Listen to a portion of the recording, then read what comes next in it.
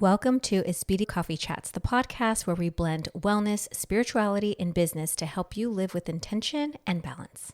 We're your hosts, Valerie and Arlene, two Latina entrepreneurs here to guide and grow with you. Welcome back to another episode of Espiritu Coffee Chats. I am Valerie. I'm Arlene.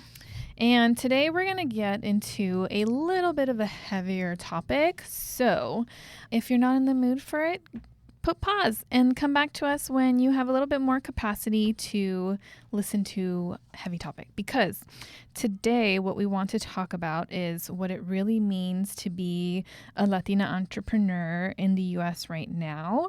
Because we think that a lot of us can feel that the climate's gotten pretty heavy. There's a lot of things going on in society around the globe, especially here in the U.S. And the truth is that being Latina has never been neutral. And we both grew up in La Puente, you in a different time before me, and we have our experiences. Yeah, predominantly brown communities. Yeah, and Black. Exactly. And right now, between the DEI backlash, the immigration pressure, now being in a war that's not a war, that is a war, that maybe is not a war because they don't know what they're doing, and even larger instability beyond that globally with the other countries. There's just a lot going on, and it can feel like we're trying to build a life and a business while carrying all of this stuff in the background. So we're going to be diving into that today. So we'll start this off a little bit on a lighter note, or lighter question, I should say. So what does this moment feel like for you in your body, Arlene? I think for me, it feels like feeling like I'm going against the grain, like I have the gas to kind of pursue forward. But then there's a part of me that's like, let me take a step back because there's so uncertainty. There's so much uncertainty in the political climate that it takes away from like, I don't know though, do I build this business and this company? But then if I build it, is it just all going to be crumbled down and taken away from me? Not in the sense like from myself, but like politically, politics and all that stuff. So there's like a little bit of like that an instability that I know is not necessarily coming from me. So it just makes me like question the momentum that I really wanted to like use this fire horse energy for. Yes. Of the year, right? We're in the fire horse year. For sure. I definitely agree. I think for me, it also feels nauseating, and I can feel this like restrict, and I feel it right now. Actually, my chest feels very heavy, and I sometimes also feel it in my throat, like being a little bit constricted, fear of like speaking out about what's going on. Yeah. Yeah, I feel that too. Yeah. So yeah, is there anything that feels different about this season than it has in previous seasons?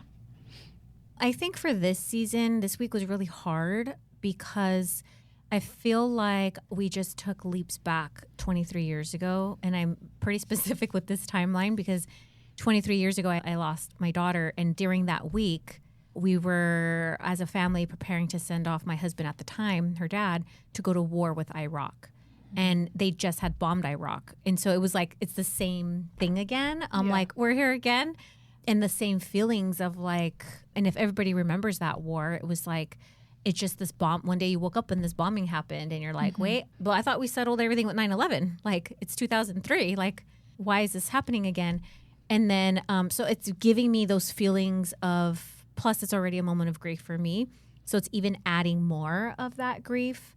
And then I start thinking back to like what the families go through that are in the military and the heaviness of that. And, you know, my son, whose dad was in the military most of his growing up life as a child and even to a teenager, and how he didn't get to see his dad because his dad was out in Iran or Iraq and Afghanistan and all the things, right? And it's just bringing up like we got to go through this again, but it just feels so like griefy. Yeah. That's the best way I can explain it. Griefy. Yeah, and I think the collective is feeling it too. Yeah, I think there is a collective grief going on there. I think for me, for some reason, there's the fear feels a little bit more heightened this time around. Yeah. And I don't necessarily know that it is a warranted fear, because obviously, like you said, we've been here before. The patterns are very similar. Because part of me feels that maybe this might be a heightened fear also because of social media. That's true. And the news. You know, a lot of what we're seeing mainstream media these days is kind of just like one story. I mean, even when we think about the White House and the media representatives that are allowed in the room are typically from one perspective, and we don't necessarily have kind of this like spectrum that goes from like, you know, I mean, politics in general, spectrum from the far left to the far right, everything in between. And we, in the past at least, had some kind of like news person there to help us kind of decipher. We could see all of these things, but now it feels like even within the media and also in social media, with a lot of tactics that are being used with like influencer campaigning and pushing those voices out, I feel like it is intentional to create heightened fear within us. Yeah. Also to distract us from the Epstein files. Girl, to distract us from from all the things. Yeah. But also to compound on that, I think us as a community of color, we also are dealing with everything that's happening with DEI, also from ICE, and how much as a business too, when you were given grants, right, for your business because you fell under the DEI, right, that other big pockets could give to you, or even schools, like education, things like that. Like those were in place for a reason. Like I remember when in the 90s, everybody voting for these things that were supportive for us and put those things in place for communities of color. And then now they're just being ripped away. So we're dealing with that. Our companies are dealing with that. We're worried about, you know, our children getting an education and, you know, all these things. And so it's just like already having to swallow that pill and then already seeing what's going on with ICE and also feeling like, I don't know how you feel, but I feel like my ancestor DNA is like looking at that like la migra, like, right? Like there's something that's just like, oh, like I feel unsettled like every time I hear about it on the news, and I'm like, are they going to be, you know, here? And I, you know, right now I live in San Diego, but you know, just like how close will they get, and like, am I going to be ever taken away? Because that can easily happen, you know. And once you're gone. Like it's hard to get out of there. Yeah. So there's all these other things, and then you add now this like war that Trump calls a war and everybody else doesn't. But either way, everybody sees the writing on the wall, and I think that's what's really unfortunate for us right now. Like we're still trying to like swallow all these pills, but now we have like 10 of them in our mouth and we're choking with no water either. Yeah. No water. Or they're water hoarding us. Yeah. Unless Gavin Newsom turns on the water for us in California. Because remember last year it was the fires and Trump said that Gavin Newsom was holding the water from us. Yeah. Anyways, we digress. I'm trying not to dive into that rabbit hole right now. Yeah. Yeah, in this political climate, so like running a business is one thing for sure, but then running a business as a Latina, and I think also like both you and I have kind of these cultural perspectives and focuses within our businesses to, you know, highlight our cultural backgrounds, our people, our heritage, our ancestry, and doing that today in this political climate can create a lot of pressure. And so it's pressure that is slightly different, but I feel like in our lives, especially as Latina, as entrepreneurs, we're used to pressure. Oh yeah, for sure. What is something that you do now that like helps alleviate that pressure, or like how do you relate it to the past to keep moving forward in this climate? I think just really having a plan. It's those good old strategies, like having your business plan, having obviously a plan for your family, like a plan of action. And for my business, I really wanted to make sure that I was strategic on the back end little stuff because the foundations could easily be ripped away from you. Or let's just say you're working towards a business loan that you were going to get. And now business loans are going to be more scrutinized, whereas before they were a little more flexible and open to the diversity card in a sense. And so now, like, who knows if we're going to be targeted in that way, you know, communities of color, right? Business of color owners, or if I said that right. But so now it's like, okay, how can I factor that maybe if I don't get this loan, let me think in other ways. How can I get crowdfunding, right? Or how can I raise money in a certain way for A, B, C, and D? And then also just being really smart about where you do invest and knowing that you can't just willy-nilly, oh, I just want to do this thing and I don't know if it's going to work out for my business. Like, I'm taking that time to be like, actually, let me really consider where I'm putting my dollars and make sure that they're going to help me grow. Similar like what you would do for your family, right? You're like, hey, we gotta save some money, so I don't probably need those Oreo cookies this week. It's the same thing with your business. So I've just been really looking at my back end and like, what are the subscriptions I need to cancel that aren't really growing any money for me? What are the things that I need to do to really solidify the foundation so that I could have the nervous system capacity to deal with whatever comes forward? Yeah, I think in many ways that what we have experienced in the past has prepared us for this moment, although different. But I think we can use a lot of what we've done in the past to approach the situation as well. So like you said, paying attention to our back-end systems, taking a closer look at our budgeting and our finances to see, like, are these actually detrimental to our business or can we do away with them?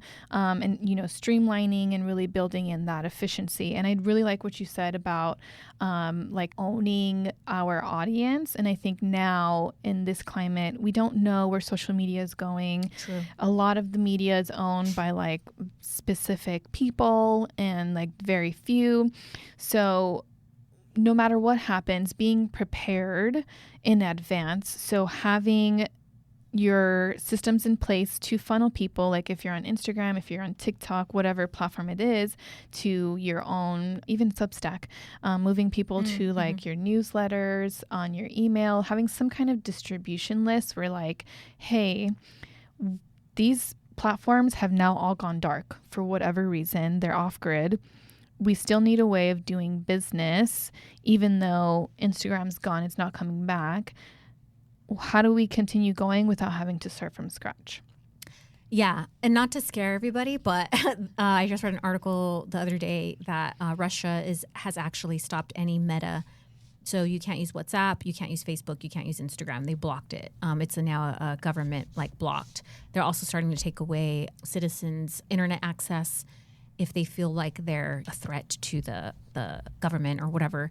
So it's interesting because it's like, wow, like everybody thinks, oh, well, that's Russia, but he's friends with our president.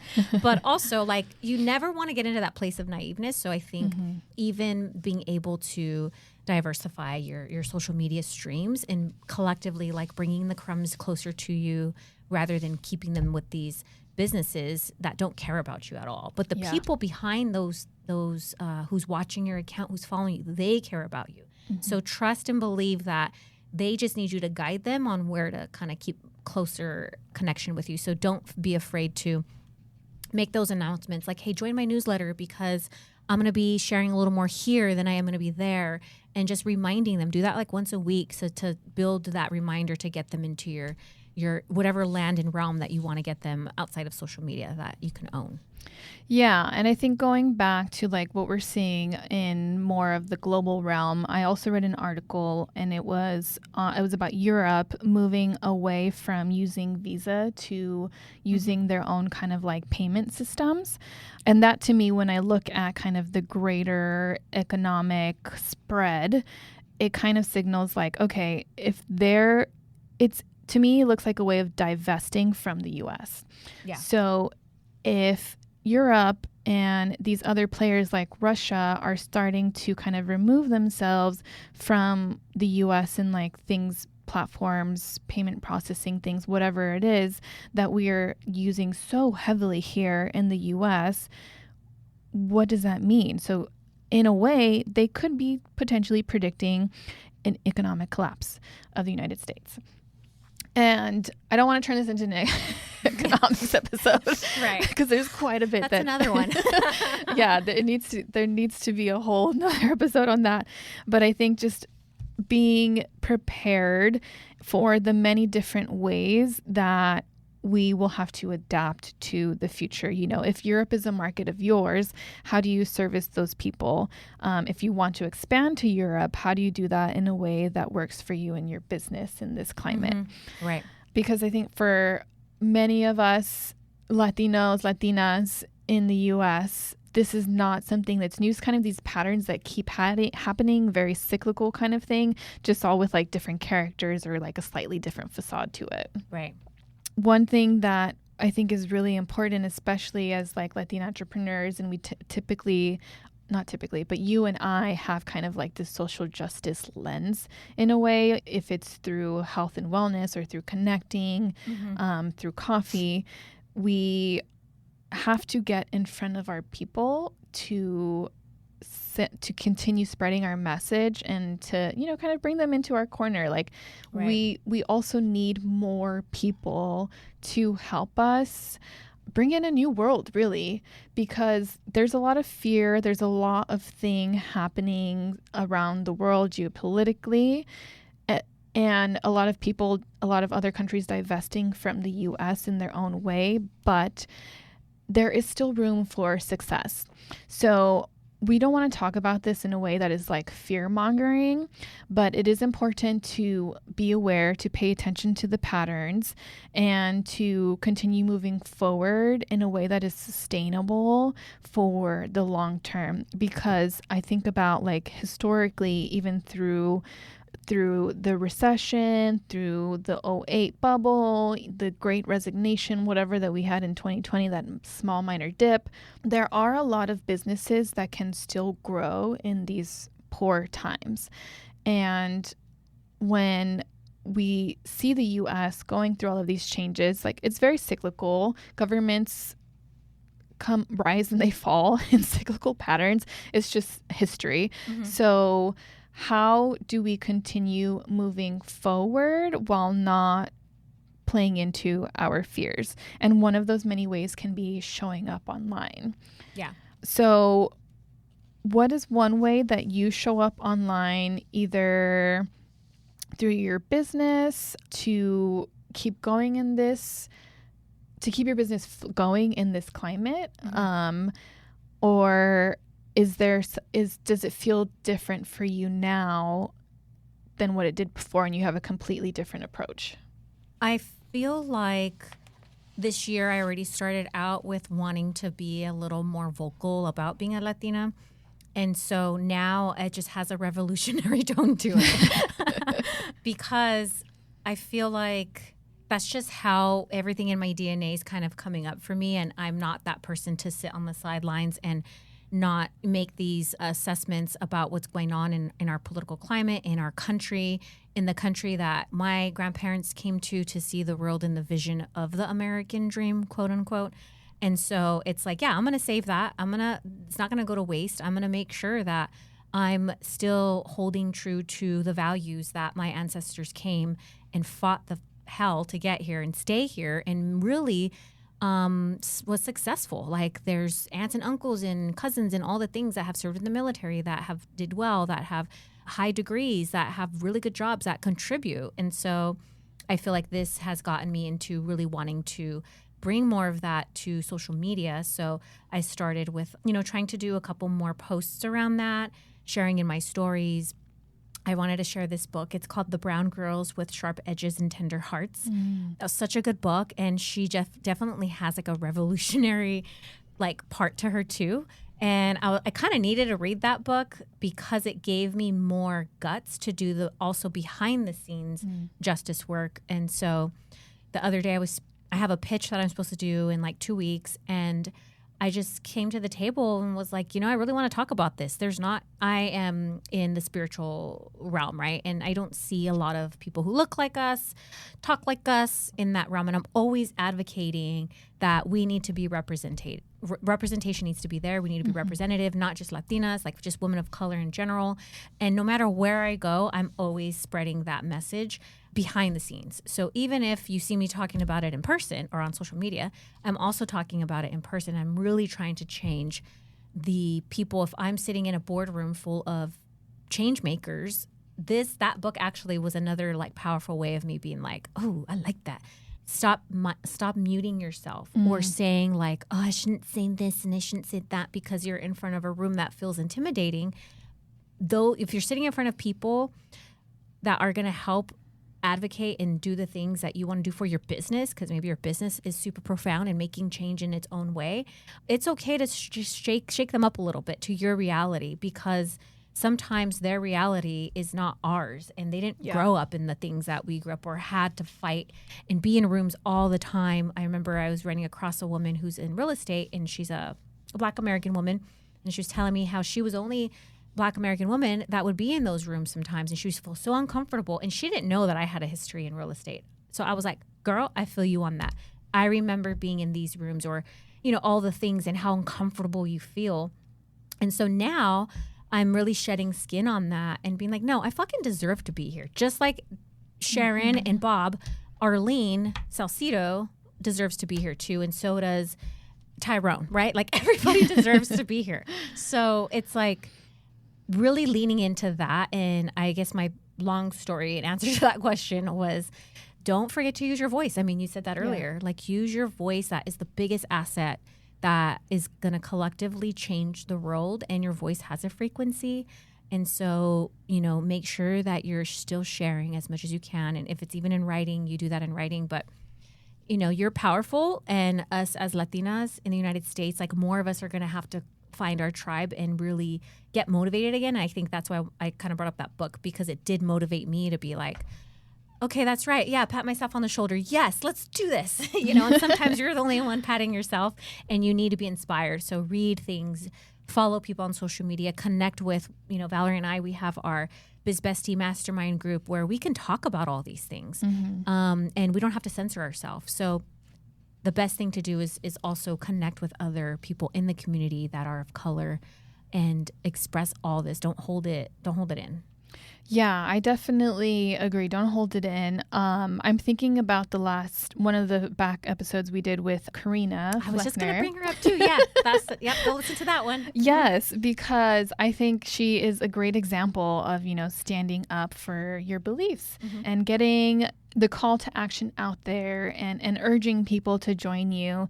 And I think that'll look different for all of us. Obviously, for Karina, she's very vocal and is really great at pulling people into the cause. And that doesn't mean that you have to be yourself. If you're someone who is like a little bit more introverted, find ways yourself to do it. But I think for a lot of us, and maybe some people will disagree, but I think especially like for Latinas, Latinos, like maybe BIPOC business owners, I almost feel that I think we just really need to step up to the plate. And I hate saying that, because as much as I want to be like, it's not our job to do this, like no one's coming to help us and they're not going to save us. Like the way that the systems are built politically, the laws, the policies do not support us. And in many ways, they have never supported us in the past. Like immigration has always been one of those things. And even at the beginning, when we were first voting Trump, there was immigration forms, and they literally did not pass it because they just wanted to continue to run on this platform of fear of immigration. So there's all of these things that we can point back to that show the systems are not built for us. But despite all of that, our ancestors, our families, our generations here in the U.S. are living proof that we can still thrive. Right. that we can grow, that we can excel. Because even though things look bad today, they have progressed in some way, small or big, to get us to where we are today. Like us being women in these rooms now, where in the past, our ancestors, our families, probably were not in those rooms to begin with. They had no invite. And at least now, in some ways, there are organizations and people inviting us to the table to continue pushing these causes forward. So I think as a collective, as much as we don't want to be in the fight because we're tired. Yeah. Our genes are tired. Our DNA's tired.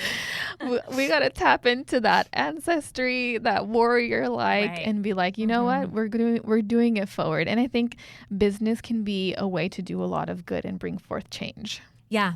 I think really just getting authentic too with, like we were talking about, Karina, your brand authenticity, really leaning in with that and not being afraid to share that, because that is what's going to make you unique. That's what's going to get people to follow you off of social media and get into your email funnel or your Substack or whatever it is, come to your community circle, your in-person business events, right? You being at the pop-up market, like they're going to be like, oh yeah, that I liked her because she's authentic. I'm going to go buy her granola because I want to see her thrive and succeed.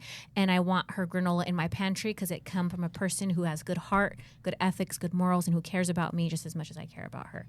And I think if you think about it and how your authenticity really does get to the core of people wanting to support you and your business and seeing you thrive, I think like just getting into the nice nitty gritty of who you are and expressing that. Yeah, because look, we're here to stay. Some of us might leave. Maybe. If I have to, I will. I mean, look, I am not one to like be a martyr, and I'm not here to tell people to like be a martyr either. Like, I think do what's best for you, for your family, whatever it is. But I think in the meantime, while we're here and while we can, I think we can definitely put up a fight. And one way I see that is through making money through business. Because when you think about a lot of these policies and laws that are in place, there's lobbies behind them and all of these big funders. So if we as a collective who have this social justice lens, who come from these backgrounds that are underserved and not cared for in many ways, marginalized, then, like we can do business for good. And there's even an organization here in San Diego that I think it's called Business for Good, actually. Yeah, it is. Yeah. And support those businesses, you know, those causes. Yes. Align with the nonprofits that are in line with your values and your mission. Even though some of the DEI was not like fully stripped, but a lot of these big corporations, these large funders did away with DEI funding. There is still opportunity to get funding in other ways. Whether it be through grants, scholarships, or, you know, hitting the pavement and getting sales and revenue. Yeah. So I think right now, like, what is something that we can remember about ourselves, about our heritage, or something that you're using to help keep you move forward? I think it's surrounding myself with some good old literature. Nice. I've been really tapping into some books around Latin American history and starting to understand like what that meant for, you know, back in the day when my grandparents and their grandparents and so on and so forth were going through these rough times too. And why did they come to the Americas? And then also just even looking at it from a lens of like, not that being naive, like it's not like we like are untouchable, like we are touchable, and just trying to like understand politics around the world as well, because then it's like I can get that bird's eye view.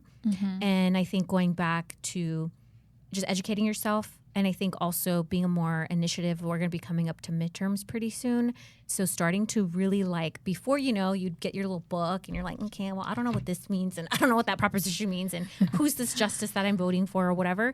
But now's the time to actually like take that super serious, because if you have a business, they're making decisions for you, for your business and for your family and for your husband, your wife, your kids, like whatever, your future in a sense. But also like those votes are actually hurting your business as well sometimes. And so not just your family, right? So I think I'm starting to really get more politically aware for my family, but also for my business, and being mindful of, hey, if there's a time where I need to flee this fucking shit, I'm going to do it. And also, but then, don't want to get too caught up in that. Then how can I really get the roots grounded here and be smart about the political decisions that are being made? And what can I do to control the best way that I can, but without overly like stressing about it. And, because we have control over what's going on in a sense, but it is really now getting into those grassroots things, those political polls and articles, and just educating yourself a little more on the entrepreneur side as a business owner. Yeah. One thing that came to my mind is fine-tuning what kind of information you're intaking. A lot of people these days get their news from social media. It's just where we're at. It's been that way for many years now. And now on Instagram, at least, you can change your own algorithm to whatever you want. So if you need to tap out of what's going on politically here in the US, economically, whatever it is, for a short time, tap out. I get it. I don't think that it is a permanent thing to do, because Arlene said, like, either you pay attention to politics. There was a saying, either you do politics or politics does you. Yeah. So either way, you're affected one way or not, whether you want to get political or not. Everything is political. Our existence to the T is political. So making sure that you're aware of the information, the type of information you're consuming, how often you're consuming it, in what ways, pay attention to the moods that you're consuming it in, the environments that you're in, and take that time to take care of yourself, because like, especially for us as business owners, like if we're not okay, our businesses are not okay. And so making sure that we're aware of what's going on, that we're continuing to move forward in ways that we can, we're aligning ourselves with the communities, with other people who value the same things as we do, who are trying to push us forward as a collective. Doing that is going to be very important in these days. We don't know how long this war is going to last. Hopefully it won't be long. Hopefully it doesn't move past that. We really don't know. There's a lot of players in this game. A lot of things are changing. So just remember, like, we are here. We're here to stay. We're not going to shrink. Please don't let fear make you shrink. Yep. There's just so much. And as much as like it sucks to be in this situation, like we will get through it. Yeah. And whenever cycles happen, when things collapse, when things end, when they change, it always sucks. It's super shitty. Like when you are in growth, it happens in the most uncomfortable ways. It does. As an individual. So of course, as in a collective, like of course it's gonna suck naturally. Like it just is the part of the game. So, don't give in to the fear of like, oh my God, the world is ending. Like we can still move through this thing, and we can move into something that is better for all of us, that cares for all of us, that uplifts the communities that are typically marginalized.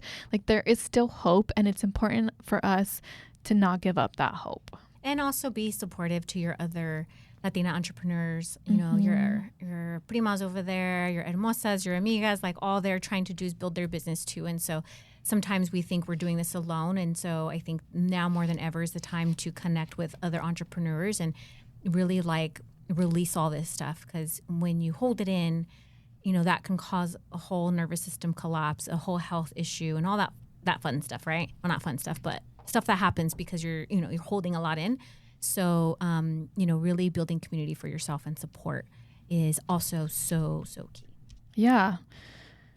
Which I'm like, this is such a heavy topic. I don't know how to end this episode. Well, we'll probably talk more about it.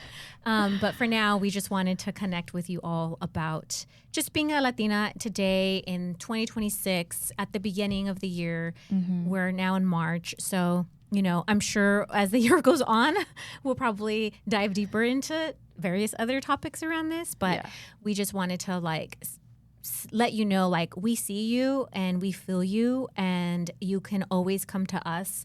If there's ever a time you want to go on a political rant, Valerie and I are here for you. Yes.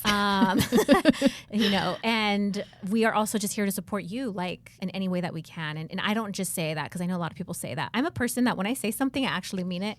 Otherwise, if I don't say it, it's just because I don't want to do it. So we would love to be a support for you, and connect with us on social media. You can email us and let us know your thoughts. We are always here to support and want you to feel like you're not here to go through this alone. Yeah. Let's continue building and build together in a way that is good. Right? Si se puede. Yes. All right. On that note, we'll see you guys next time. Bye. Thank you. Bye. Thank you for joining us on this episode of Espiritu Coffee Chats. We hope you enjoyed our conversation and found a little inspiration to take with you. If you loved what you heard, don't forget to subscribe, rate, and leave a review on your favorite podcast platform. And stay connected with us on social media for updates, behind-the-scenes content, and more. Until next time, keep the spirit alive and the coffee brewing. Cheers! Ow, ow, ow.